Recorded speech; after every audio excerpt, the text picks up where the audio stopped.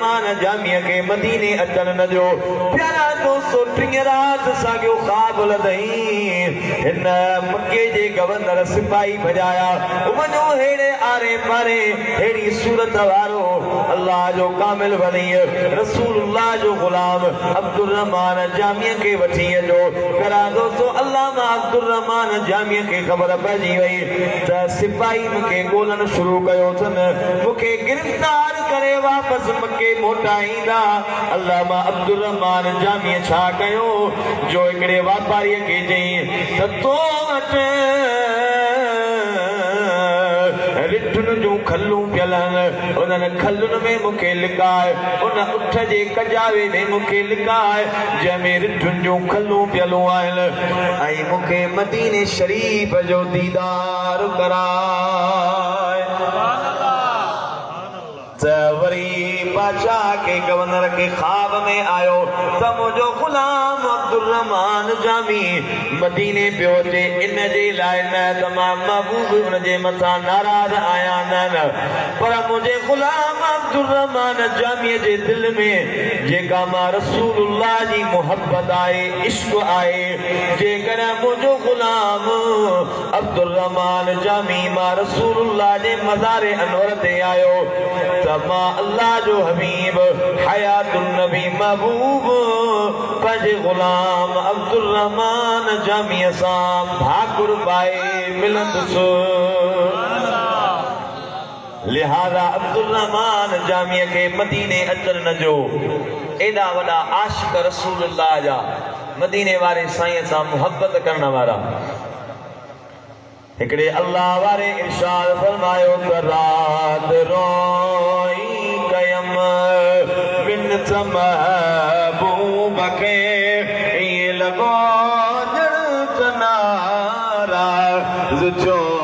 कोन हो बांध पाए अचण जी रुगो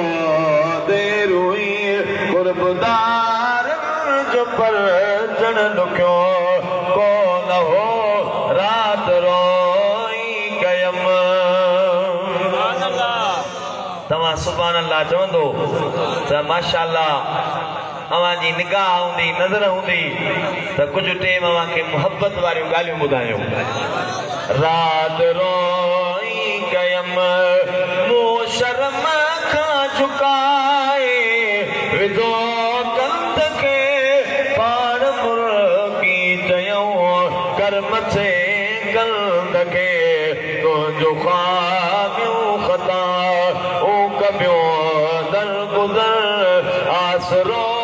छो त मूं बि पलियो कोन हो रात रोई कयम पोइ वॾे न्याज़ मां पंहिंजो निवेड़ी अखियूं प्यार वारे जे पेरनि मथां मूं रखियो मुंहिंजे महबूब जा पेर विया ॿई पुसी मूं बि पाणी अखियुनि मां उगियो कोन हो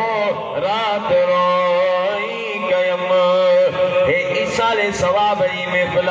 तव्हां असां सभिनी जो ईमान ऐं यकीन त असां जेके दुआऊं था घुरूं ख़तम शरीफ़ था पढ़ूं या अॼु जेको ख़ैर ख़ैरात कयो वियो इहो असांजनि अज़ीज़नि क़रीबनि ताईं पहुचे थो क़िबला साईं सैयद ज़रीफ़ अहमद शाह अॼु जेको पंहिंजे वालिद ऐं पंहिंजे भाउ क़िबला साईं सैयद अली असगर शाह जे लाइ ऐं ॿियनि अज़ीज़नि क़रीबनि जे लाइ जेके हिन ॻोठ जा मुअज़्ज़िज़ हुया वॾे शान वारा उन्हनि जे ईसाले सवाब जे लाइ हीअ महफ़िल सजाई वई आहे अॼु ख़तम शरीफ़ पढ़ायो वियो लंगर शरीफ़ तक़सीम कयो वियो उन खां बाद नाते रसूल मक़बूल थी उन खां बाद क़ुरान करीम जी तिलावत थी अच्छा उहो सवाब पहुचे थो या नथो पहुचे तव्हां असांजो ईमान आहे